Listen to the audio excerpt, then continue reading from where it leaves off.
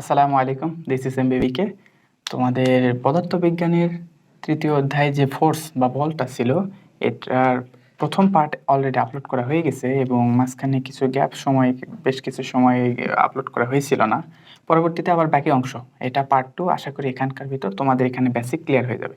তার পরবর্তীতে সময় সুযোগ মতো তোমাদের ম্যাথ কনসেপ্ট থেকে ম্যাথমেটিক্যাল সলিউশন বা বিভিন্ন প্রবলেম কীরকম আসতে পারে, কীরকম আসা উচিত, এই সম্পর্কে আলোচনা করা হবে ইনশাল্লাহ। তো আমরা কথা না বাড়িয়ে আমরা একটু অল্প কয়েকটা টপিক আছে, এগুলো একটু শেষ করে দিই, কেমন? আমার সামনে স্টুডেন্ট আছে, তাকে উদ্দেশ্য করে প্রশ্ন করবে, এটা আমাদের জন্য সহজ হবে। ঠিক আছে, দেখো নিউটনের দ্বিতীয় সূত্র, তাহলে আমরা কি আলোচনা করতে চাচ্ছি? নিউটনের দ্বিতীয় সূত্র। আমি সংক্ষেপে একটু লিখলাম, ঠিক আছে? নিউটনের দ্বিতীয় সূত্র। আচ্ছা, নিউটনের দ্বিতীয় সূত্রতে কি বলা হয়েছে জানো? আচ্ছা, নিউটনের দ্বিতীয় সূত্রের মূল বক্তব্য হচ্ছে, দেখো মূল বক্তব্য একটা, ফোর্স। ফোর্স বল না? বলকে কি দ্বারা প্রকাশ করে বলো তো? এফ। এফ সমানুপাতিক কার জানো? এফ সমানুপাতিক হচ্ছে ভরবেগ। ভরবেগ মানে কি ছিল বলো তো? পি না? আচ্ছা, আমি একটু বললাম এফ সমানুপাতিক ডেল পি। ডেল মানে কি বলো তো? ডেল মানে ব্যবধান, ঠিক আছে?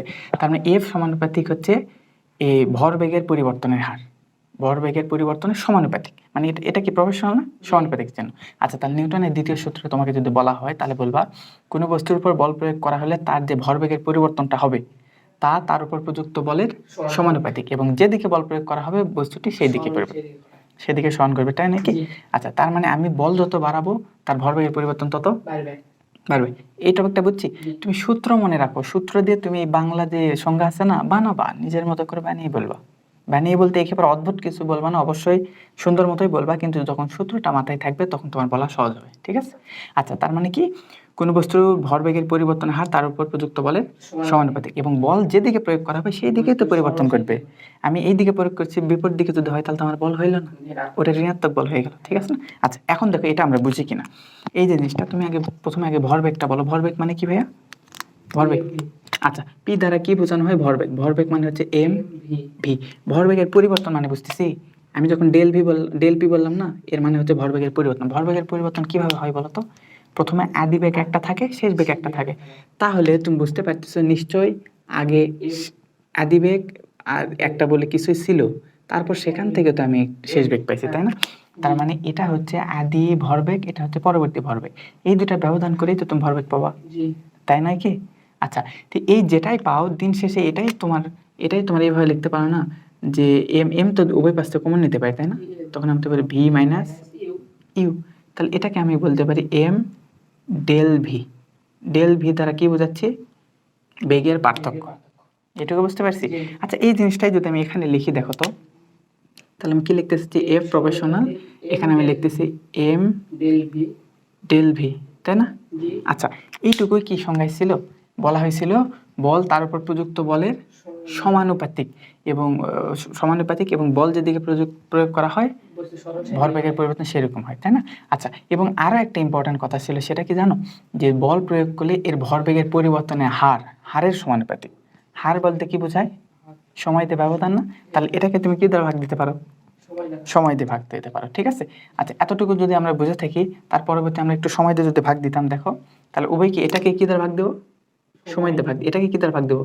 সময় দিয়ে ভাগ দেবো। তাহলে সময় দিয়ে যদি ভাগ দিই, দেখো এখানে একটু আলাদাভাবে লিখতে পারেন, এফ প্রফেশনাল, শুরুতে এম, এদিকে হলো ডেল ভি ডিভাইডেড টি। তার মানে সময়ের সাথে পার্থক্য না? আচ্ছা, সময়ের সাথে পার্থক্য, তাহলে ভি ডিভাইডেড টি হলে কি হয় বলো তো? ত্বরণ হয়, তাই না? আচ্ছা, তাহলে দেখো এই বল তার মানে কি? ভরবেগের পরিবর্তনের হার না, হারের সমানুপাতিক। তার মানে কি? ভাগটি দিলাম, ভাগ যখন দিলাম এম এবং কি, তার মানে ভি ডিভাইডেড টি। ভি ডিভাইডেড টি মানে কি ভাইয়া? তুমি জানো না, ভি ডিভাইডেড টি মানেই তো এ না, ত্বরণ। তাহলে এটাকে তুমি এখন সুন্দর করে কি বলতে পারো দেখো তো? F professional M A. কে হবে না বলো তো?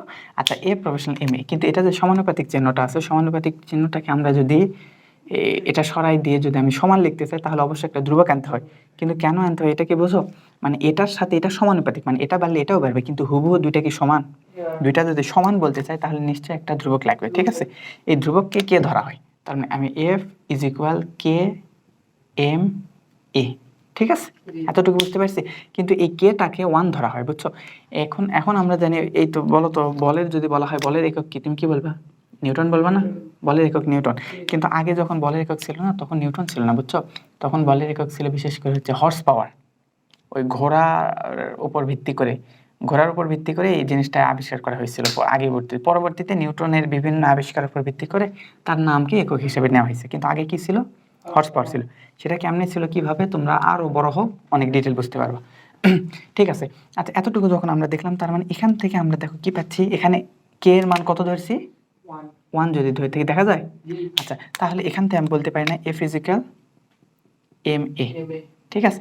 তার মানে এই যে নিউটনের দ্বিতীয় সূত্র থেকে আমরা সংজ্ঞা থেকে আমরা কোনটা পাই? F ইজিক্যাল এটুকু বুঝতে পারছি। আচ্ছা এটার উপর বেস করে আমরা নিউটনের দ্বিতীয় সূত্রের ব্যাখ্যা করতে পারবো। তাহলে এই জিনিসটা একটু মাথায় থাকবে না বলো?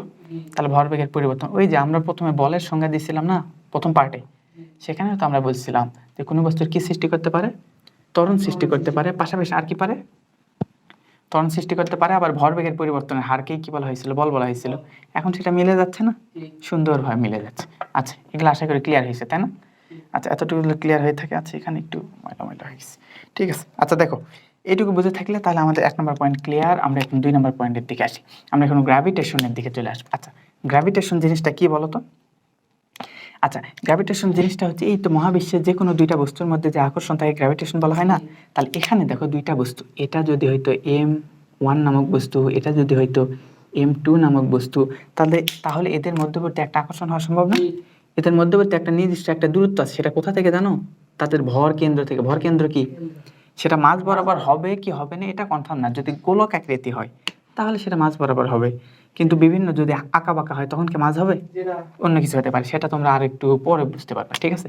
এই দূরত্বটাকে যদি আমি আর দ্বারা উল্লেখ করি তাহলে কি হবে দেখো তো। এখন বলো, তাহলে যেই বস্তু, কোনো একটা বস্তু আমি যদি 1 কেজি ভরের আরেকটা 1 কেজি ভরের দুইটা বস্তু নিই, তাহলে তাদের মধ্যে আকর্ষণ হবে? 1 কেজির জায়গায় আমি যদি 5 কেজি নিই, আকর্ষণ বাড়বে না কমবে? বাড়বে, কারণ বস্তু বেশি হয়ে যাচ্ছে না? ঠিক আছে। আচ্ছা তারপর তোমরা এর উপর ভিত্তি করে কুলম্বের সূত্রগুলো জানো? কুলম্বের সূত্র অনেকটা এরকম, ঠিক আছে? দেখো এটা একটা মাথায় রেখে তাহলে জিনিসটা বুঝতে সহজ হবে। তার মানে তুমি বুঝতেছো না, ভর যত বাড়তেছে তত কি হচ্ছে? আকর্ষণ বেশি হচ্ছে। তার মানে আমরা এখান থেকে আমরা বলতে পারি F সমানুপাতিক। F কিসের সমানুপাতিক?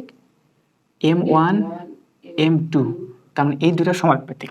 ভর যত বাড়বে বল আকর্ষণ তত বাড়বে, ঠিক আছে? আচ্ছা এখন তুমি বলো তো, দূরত্ব বাড়লে, দূরত্ব তুমি কাছাকাছি এই অবস্থায় রাখছিলা, দুটা বস্তু যে আকর্ষণ হবে, এটাকে যদি আরেকটু দূরে নিয়ে দাও, আকর্ষণ বাড়বে না কমবে বলো তো? কমবে না? তার মানে দূরত্ব যত বাড়তেছে আকর্ষণ তত, তাহলে দূরত্বের সাথে ব্যস্তানুপাতিক না? কিন্তু এটা যদি হিসাব করে দেখা যায় তখন দেখা যায় দূরত্বের সাথে এটা বর্গের ব্যস্তানুপাতিক। তাহলে F প্রফেশনাল 1/r²। তার মানে বর্গের ব্যস্তানুপাতিক হারে কমে, ঠিক আছে? তার মানে দেখো আমি যদি কোনো বস্তুর যদি এই ভর যেটা ছিল না, ভর যদি দ্বিগুণ বৃদ্ধি করি তাহলে বলও বৃদ্ধি হবে দ্বিগুণ। আচ্ছা ভর যদি বৃদ্ধি করি 4 গুণ, বলও বৃদ্ধি পাবে 4 গুণ। কিন্তু আমি দূরত্ব যদি আমি দ্বিগুণ বাড়াই, বল 4 দ্বিগুণ হলে কত হয়? 2 এর উপর স্কয়ার হলে কত হয়? 4 গুণ কমবে, বুঝতে পারছি? আচ্ছা তারপর দূরত্ব আমি যদি 3 গুণ বাড়াই তাহলে আকর্ষণ এই মধ্যবর্তী বল 9 গুণ কমবে। এটা যদি 4 গুণ বাড়ায় এটা 16 গুণ কমবে, বুঝতে পারছি? ঠিক আছে, এইটুকু একটু মাথায় রেখো। তাহলে এটা সমানুপাতিক, এটা ব্যস্তানুপাতিক। এখন দুটাকে আমরা সম্মিলিত ভাবে যদি লিখতাম তাহলে কি লিখতাম দেখো তো? তাহলে আমরা লিখতাম F সমানুপাতিক, আমরা উপর লিখবো M1 M2 ডিভাইডেড r², ঠিক আছে? আচ্ছা এটা প্রফেশনাল সমানুপাতিক না? আচ্ছা এটার সমানুপাতিক আমি যদি উঠাই দিতে চাই তাহলে আমার কি করা উচিত? একটা ধ্রুবক কনস্ট্যান্ট, সেই ধ্রুবক মহাকর্ষ, সেটাকে বলা হয় মহাকর্ষীয় ধ্রুবক, সেটাকে জি আকারে উল্লেখ করা হয়, বুঝতে পারছি? জি M1 M2 ডিভাইডেড r², ঠিক আছে? এখন এইখানে যদি একটা পৃথিবী হইতো আরেকটা অন্য একটা বস্তু হইতো, তখন তাকে কিভাবে উল্লেখ করতাম? F ইজিক্যাল জি, যে পৃথিবীর ভর তাকে কি বলতাম? M বলতাম, আর কোনো বস্তুকে M বলতাম ছোট, আর তার মধ্যবর্তী দূরত্ব এটাকে পৃথিবীর ব্যাসার্ধ আকারে r² বলতাম, ঠিক আছে? আচ্ছা এখন আরেকটা জিনিস মাথায় রাখো তো, এদের এককটা কি ছিল? একটু আগে যখন আমরা 2 নম্বর সূত্রের ক্ষেত্রে বল আলোচনা করলাম না, বল F ইজিক্যাল কি ছিল বলতো? M A ছিল না? আচ্ছা এর এককটা কি হবে তাহলে? M মানে কি বলতো? ভর। এটাকে মাত্রা আকার প্রকাশ করলে M দ্বারা প্রকাশ করে না? আর A মানে কি? ত্বরণ, তাই না? V, ত্বরণ মানে কি? V ডিভাইডেড, আচ্ছা বেগ ভাগ সময়। আর বেগ মানে কি বলতো? দূরত্ব ভাগ সময়। তার মানে এটা লেন্থ, আর নিচে কি টির উপর কি হয়ে যাবে? টির উপর স্কয়ার হয়ে যাবে। তাই যদি হইতো তাহলে এর মাত্রা আমরা পাইতাম M L T ইনভার্স 2, তাই পাইতাম না বলো? এতটুকু তো আমরা বুঝি না। আচ্ছা, তাহলে এটারও নিশ্চয়ই, এটাকে আবার নিউটন এককে প্রকাশ করা হয়। তাহলে এই ক্ষেত্রে যখন মহাকর্ষীয় বল বলবো তখন জিনিসটা এরকম হবে না? আচ্ছা ঠিক আছে, মহাকর্ষীয় বল এটা আমরা মাথায় রাখবো। এটা যদি আমরা মাথায় রাখতে পারি, দেখো এর উপর বেস করে এটাকে আর একটু আমরা একটু পরিবর্তন করে আরো একটা নতুন রূপে নিয়ে আসতে পারি। দেখো এখন যে বিষয়টা আমরা মাথায় রাখবো সেটা হচ্ছে কি, এফ ইজিক্যাল কি জি m1 m2, বা এম বড় হাতের এম দ্বারা পৃথিবীর ভর বোঝাচ্ছে, ছোট হাতের এম দ্বারা অন্য কোনো বস্তু বোঝাচ্ছে। ঠিক আছে, এতটুকু যদি বোঝাই থাকে তাহলে এখান থেকে এই এফ মানে কি বলতো? আচ্ছা, এফ মানে এম এ না, এম এ। আর এটা যদি এটা যদি আমরা যে কোনো ত্বরণ হয়, আর এটা এ না হয়ে যদি বিশেষ করে এই যে অভিকর্ষ ত্বরণ হইতো তখন জি বলা হইতো না? তাহলে এটাকে আমরা কি, এটাকে আবার আমরা এইভাবে লিখতে পারতাম না? বলো, এফ কে আমরা কি লিখতে পারি বলো তো? এফ ইজিক্যাল আমরা লিখতে পারি এম জি। তাহলে এফ এর পরিবর্তন আমরা এম জি লিখতে পারি না? তাহলে আমি যদি লিখতাম M G is equal G M ছোট এম ডিভাইডেড আর স্কয়ার, তাই না?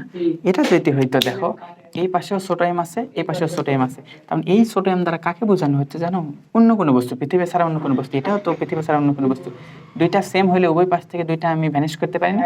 পারি তো না? সেটা যদি আমরা করতাম তাহলে কি পাইতাম দেখো তো? জি ইজিক্যাল আমরা কি পাইতাম? G M divided R square. এই যে এটা একটা মহামূল্যবান একটা সমীকরণ পেয়ে গেছি, এটা একটু মাথায় রাখো। তার মানে এই যে আমরা যে অভিকর্ষ ত্বরণ পাই না, জি, এই জি এর মানটা কত বলো তো? 9.8 মিটার সেকেন্ড ইনভার্স 2। আচ্ছা, এটা কিন্তু আমরা বের করতে পারি, বুঝছো? এটা এই সমান সুন্দর করে বের করতে পারি। এখন বিষয়টা হচ্ছে পৃথিবীর ভর কত জানো? পৃথিবীর একটা নির্দিষ্ট একটা ভর আছে। এই পৃথিবীর ভর কিভাবে মাপা হয়েছে এখন অতটুকু না জেনে আমরা আপাতত মানটা একটু মনে রাখি।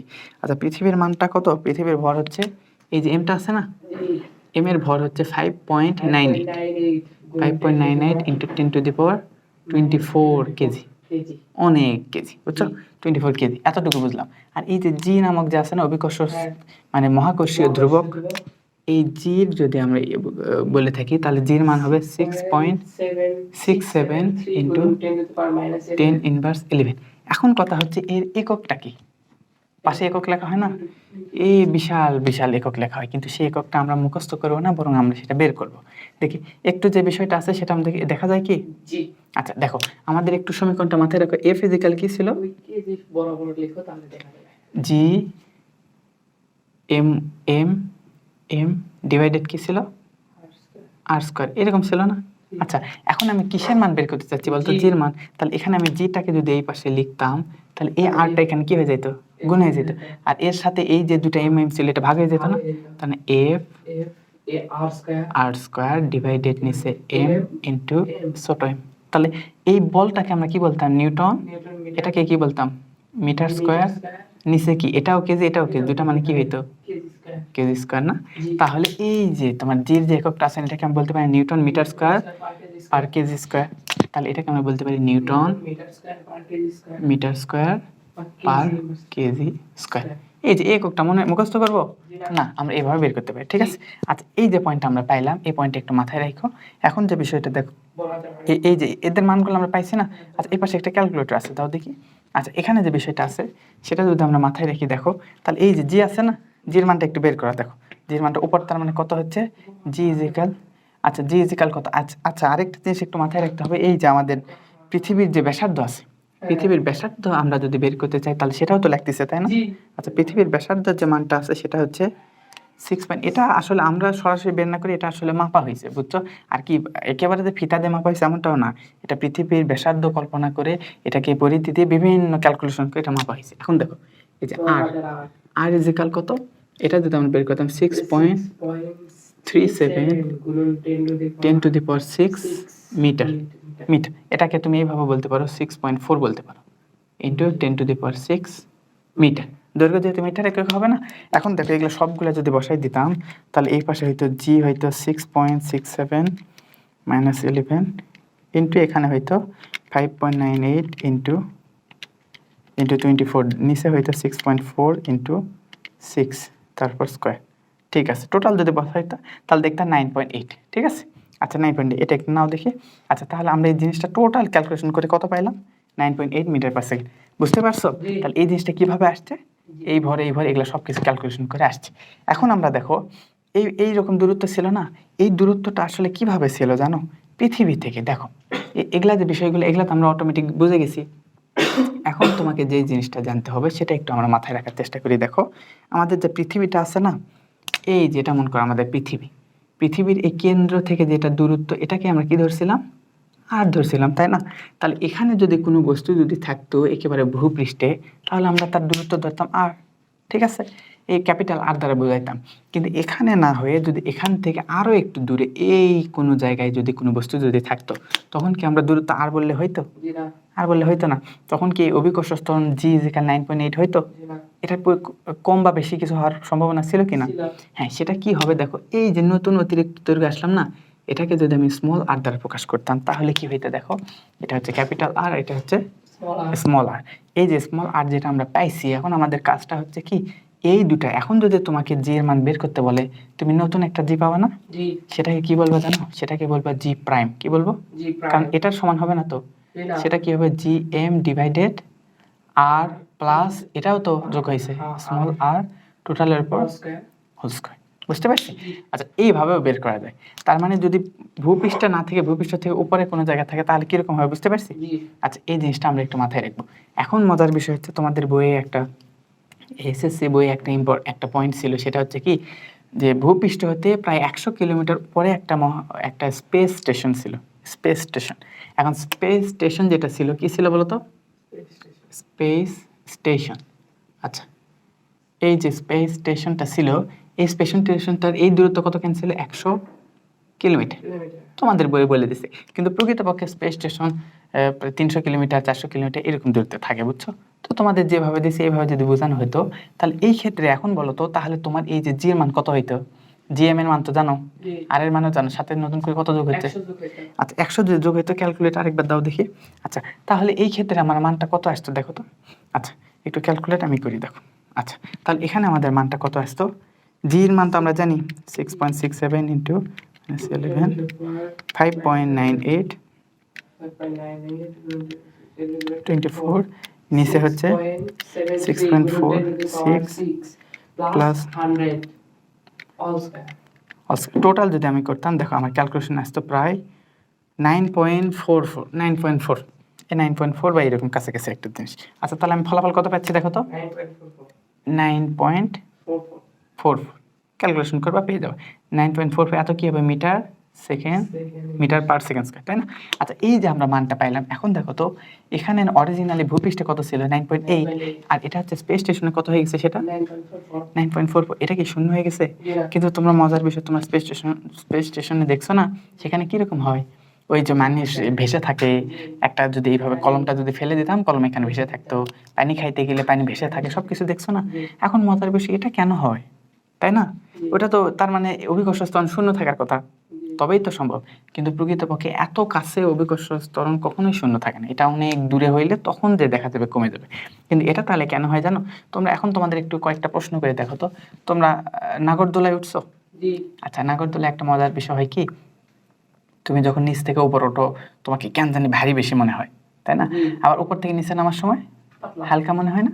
হালকা মনে হয়। আবার লিফটে চড়ছো না, লিফটে উপরে ওঠার সময় ভারী মনে হয় এবং নিচে নামার সময় হালকা মনে হয়। তার মানে তুমি যখন নিচে নামতিছো তখন কি পৃথিবীর অভিকর্ষ ত্বরণ কমে গেছিল?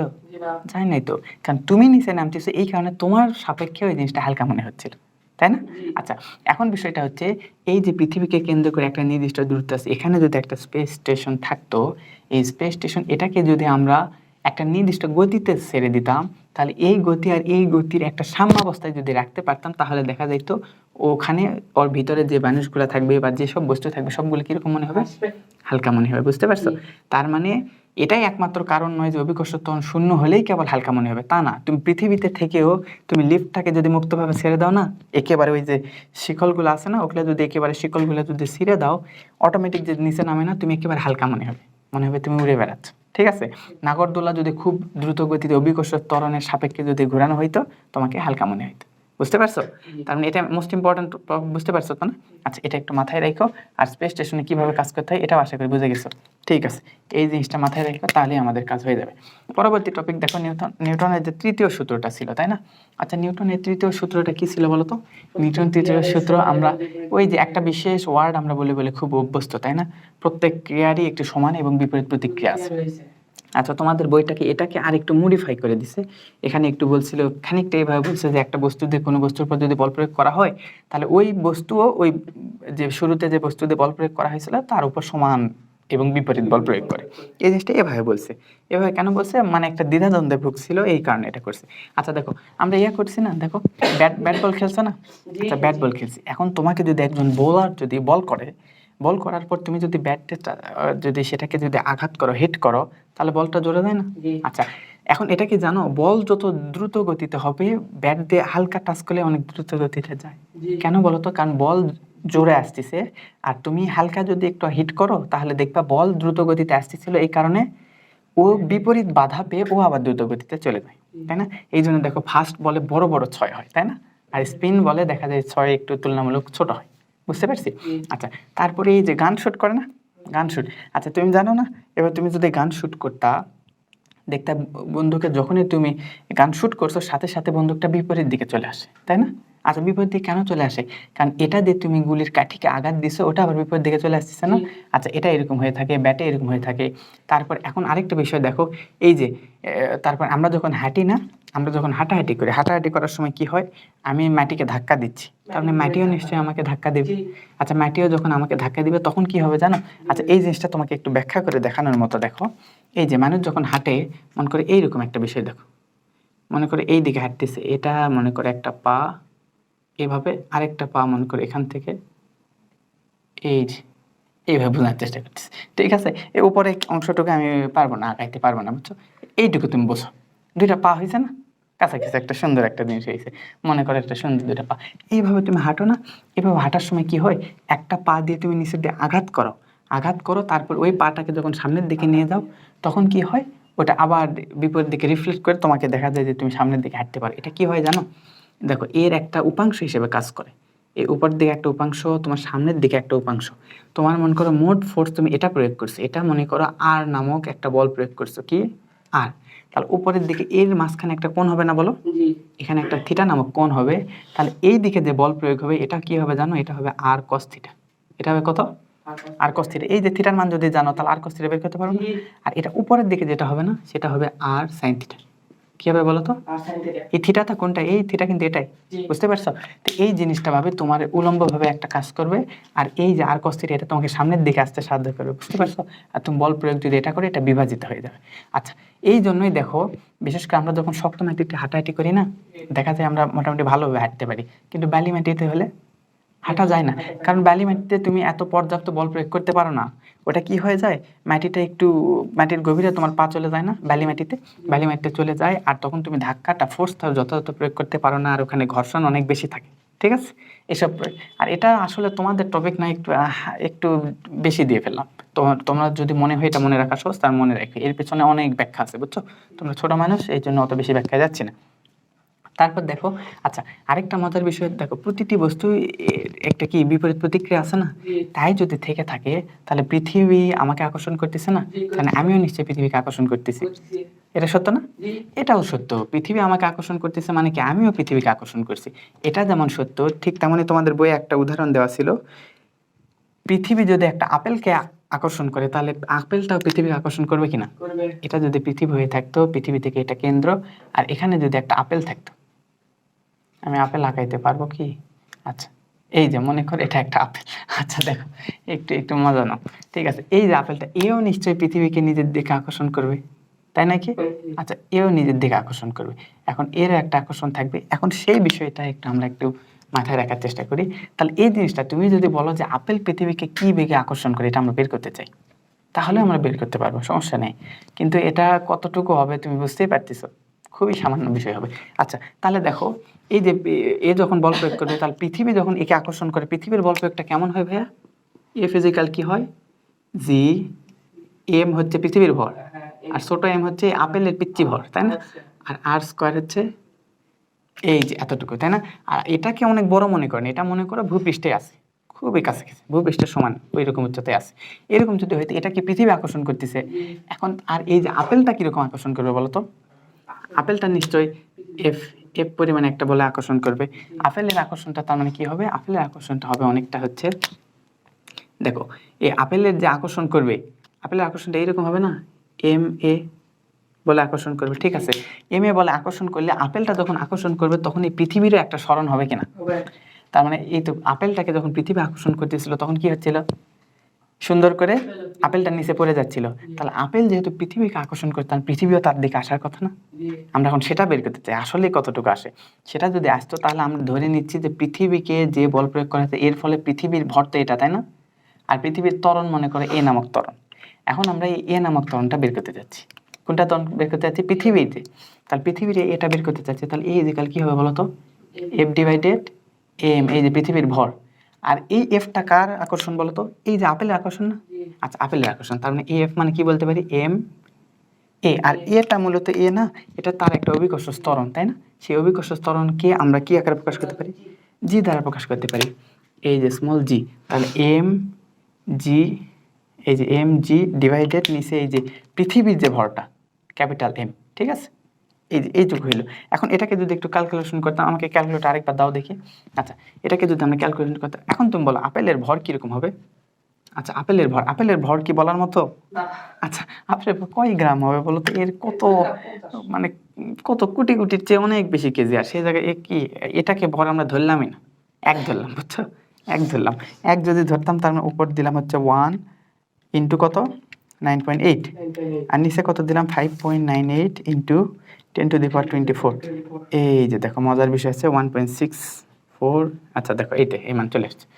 আচ্ছা, এখানে যে এটা আসছে না, এটা কত আসছে জানো, এর মান আসছে 1.64 ইন্টু 10⁻²৪, এত মিটার সেকেন্ড ইনভার্স 2। বুঝতেছ কত সামান্য। একের নিচে যদি মানে 1 ডিভাইডেড যদি শূন্যর পর প্রায় 23-24টা শূন্য দিতা, তারপর সংখ্যা লিখলে যত সামান্য সংখ্যা হইতো অতগুলা, মানে 1 ডিভাইডেড এই 10⁻²৪ এত দিলে কত আসছে জানো, কত 0.0000, মানে এইভাবে প্রায় 23-24টা শূন্য বলবা, তারপর একটা সংখ্যা বলবা, কত সামান্য না। আচ্ছা, এই সামান্য একটা, তার মানে এর কোনো এটা আসলে আদৌ কি এটা ত্বরণ বলা চলে? তার মানে এটা এই যে এই সামান্য পৃথিবীর ত্বরণ হওয়ার আগে নিচে পড়ে যায়, বুঝছো, এই ত্বরণটা গণনার বাইরে। কিন্তু ত্বরণ কিন্তু হয়। এই জন্য আমরা প্রথম দিন সংজ্ঞায় বলছিলাম না পার্ট 1-এ, যা কোনো বস্তু ত্বরণ সৃষ্টি করতে পারে তাই হবে বল। বুঝতে পারছি? ঠিক আছে, এটুকু একটু মাথায় রেখো। তাহলে এটুকু আমরা বুঝতে পারলাম, ওয়াকিং এর মাধ্যমে জিনিসটা বুঝতে পারছি। এখন আমরা একটু ফ্রিকশনে যাব। ফ্রিকশন মানে কি, ঘর্ষণ না। আচ্ছা দেখো, এই যে একলা আমাদের যে বল প্রয়োগ হয়, এই বল প্রয়োগের মাঝে কিছু ঘর্ষণ বা বাধা কিছু আছে, বুঝছো। এই বাধা বিষয়টা একটু তোমাদের সংক্ষেপে আলোচনা করি, আর তারপর এটা মূলত বেসিকটা ক্লিয়ার হইলে তোমাদের ম্যাথ করা তুলনামূলক অনেক সহজ হয়ে যাবে, বুঝছো। আচ্ছা দেখো, তাহলে এরকম যদি বিষয়টা হয়ে থাকে, তাহলে ফ্রিকশন মানে কি, ঘর্ষণ, আর ঘর্ষণ মানে বাধা। তুমি একটু সামনে আসো দেখি, সুবিধা হইতো। আচ্ছা দেখো, এখন যে বিষয়টা আছে ফ্রিকশন মানে বাধা, তাই না। আচ্ছা, এখন যে বিষয়টা দেখো, এই যে একটা টেবিলের উপর যদি কোনো একটা আরেকটা বস্তু নিয়ে, একটা বই নিয়ে যদি তুমি এদিক থেকে এদিকে নিয়ে যাও, একটা ঘর্ষণ হবে না? এই ঘর্ষণটা হবে অবশ্যই। কারণ কি জানো, এটাকে যদি জুম করে দেখতা না, এই যে টেবিলটা আছে না, এটা মনে করো তোমার টেবিল, ঠিক আছে। এটা তোমার হচ্ছে 4টা পা সম্মিলিত একটা টেবিল। এরকম যদি হইতো, কি আঁকাইলাম, তাই না। আচ্ছা, এটা যদি একটা টেবিল হইতো, এই টেবিলের উপর তুমি যদি একটা বই রাখতা, এই যে এখন একটা টেবিলের কাছাকাছি কিছু একটা হয়েছে, এই টেবিলের উপর তুমি একটা বই রাখতেছো, বুঝছো। এই যে একটা বই রাখছো, এই বই রেখে এখানে যদি এদিক থেকে এদিক থেকে নাড়াচাড়া করো, তাহলে একটা ঘর্ষণ হবে না? সহজে কি স্লাইডিং করবে খুব সহজে না, একটু বাধা হবে। এই বাধা কেন হয় জানো, এই পৃষ্ঠে তুমি যদি একটু জুম করে দেখতা, তাহলে টেবিলের ভিতরে এরকম খাস কাটা দাগ আছে, আর বইয়ের মাথায় এরকম খাস কাটা আছে। তাহলে এই খাস কাটা থাকার কারণে যখন তুমি নাড়াচাড়া করবে, একে অপরের ভিতরে চলে যাবে না, তখন কি বাধা হবে কিনা? এই যে এটাই মূলত বাধার কারণ, সেটা তোমরা চিত্রে ভালোভাবে দেখতে পারো। ঠিক আছে, এই বাধা হয়। আর এখন বিষয়টা হচ্ছে, এই ফ্রিকশন বা ঘর্ষণকে বেশ কয়েকভাবে প্রায় 4টা ভাগে ভাগ করা যায়। কত ভাগে বলো তো? 4 ভাগে ভাগ করা যায়। এই 4টা ভাগ বুঝবো, 4টা ভাগের একটু উদাহরণগুলো একটু আলোচনা করতে চেষ্টা করবো। হ্যাঁ, কত? আচ্ছা, 30। ওকে, সমস্যা নেই। দেখো আমাদের কাজ হয়ে গেছে। এখন দেখো ফ্রিকশন, এখানে 1 নম্বর পয়েন্ট হচ্ছে স্ট্যাটিক ফ্রিকশন মানে কি, স্থিতি ঘর্ষণ। 1 নম্বরটা তার মানে কি বলতো? স্থিতি ঘর্ষণ। আচ্ছা, এই স্থিতি ঘর্ষণ জিনিসটা কি জানো? আচ্ছা, স্থির কোনো বস্তুর উপর যে পরিমাণ ঘর্ষণ হয় তাই কি বলা হয়? স্থিতি ঘর্ষণ। এই আমি যে মাটিতে দাঁড়িয়ে আছি, আমার পায়ে পায়ে মনে করো একটা জুতা আছে, তার কারণে যে ভূমিতে যে ঘর্ষণটা হচ্ছে না, এটাকে বলা হয় স্থিতি ঘর্ষণ। বুঝতে পারছো?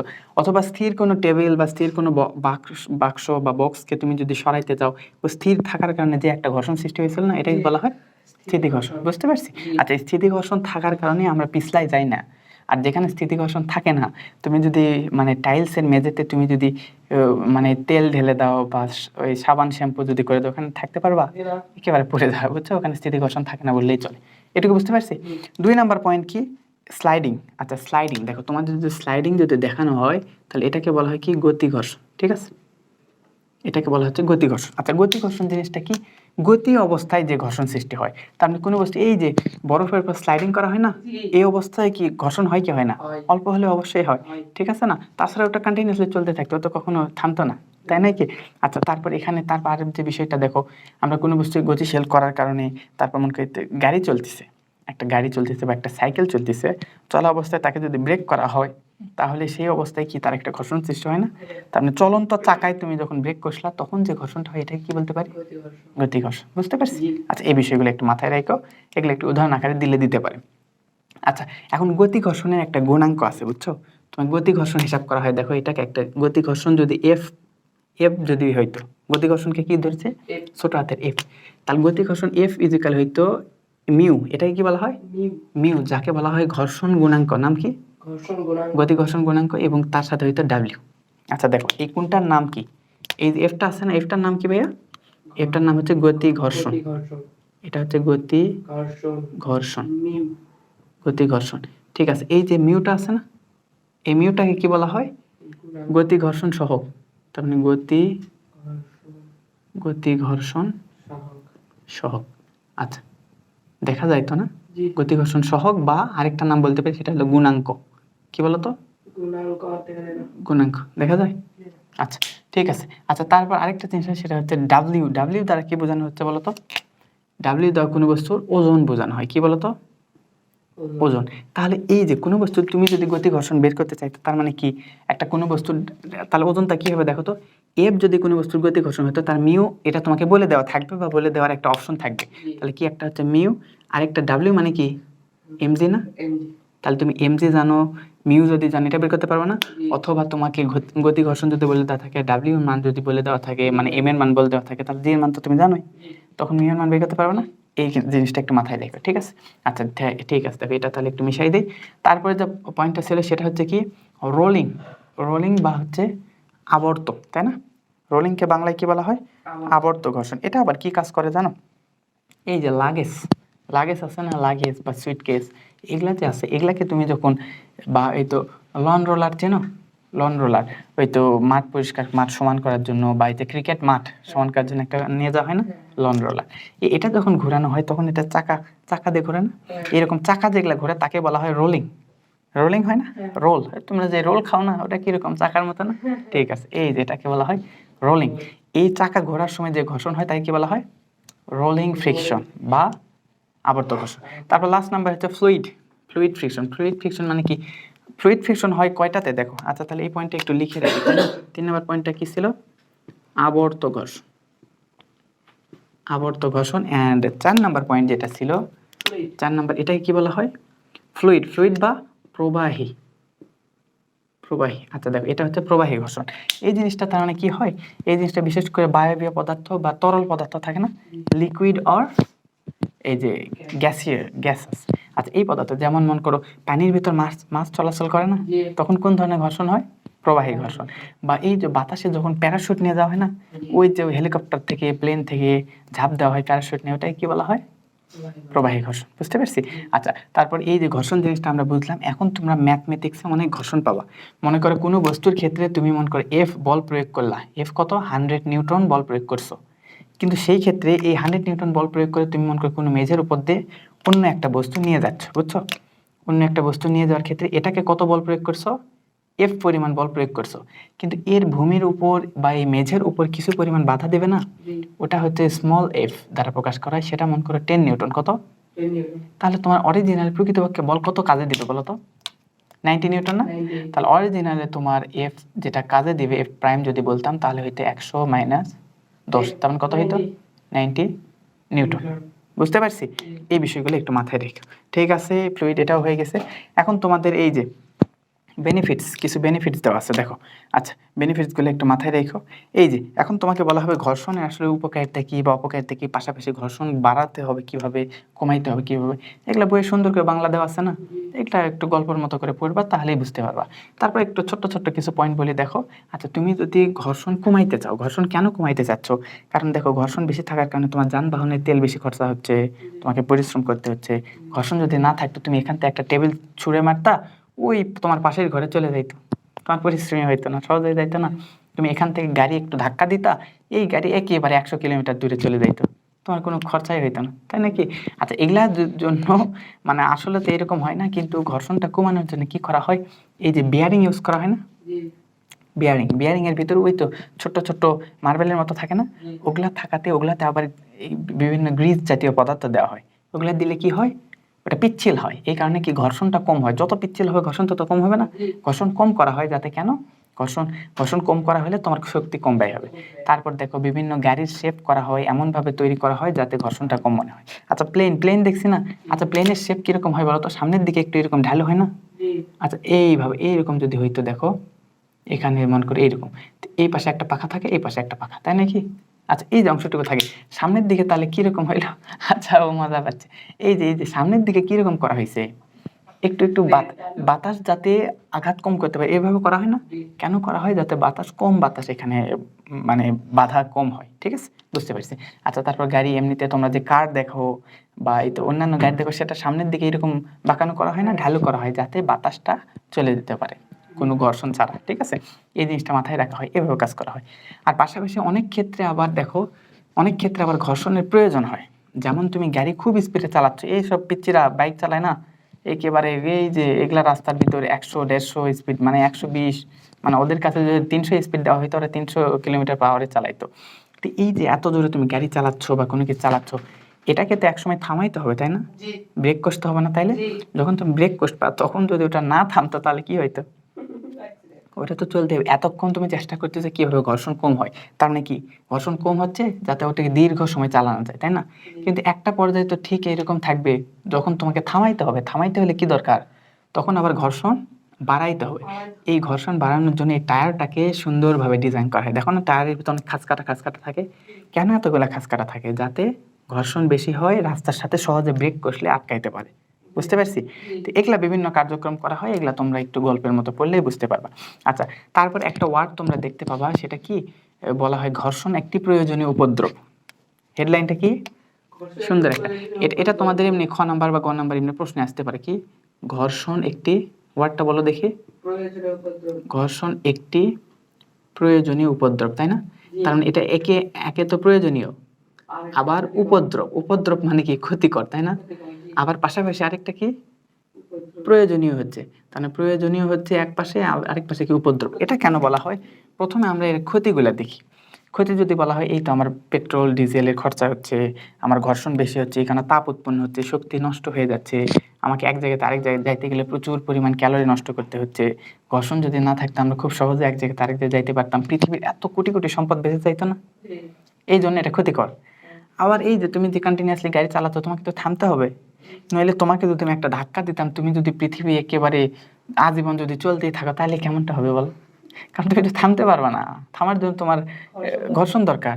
তো সেই ঘর্ষণ যদি না থাকতো, তাহলে তুমি তো চলতেই থাকতে, এটা একটা ক্ষতি না? ঠিক আছে, তার মানে ঘর্ষণ থাকা অবশ্যই উপকারী, এবং কোনো ক্ষেত্রে ক্ষতিকর, কোনো ক্ষেত্রে উপকারী। সুতরাং ঘর্ষণ অবশ্যই আমাদের জীবনের সাথে ওতপ্রোতভাবে জড়িত।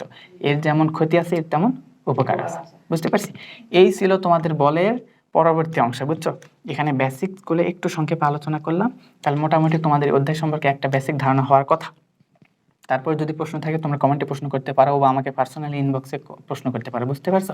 আচ্ছা, এগুলো একটু মাথায় রেখো, পরবর্তী ক্লাসে আমরা ম্যাথমেটিক্স নিয়ে আলোচনা করবো, ঠিক আছে? আচ্ছা, তাহলে আজকের ক্লাসে এইটুকুই থাক।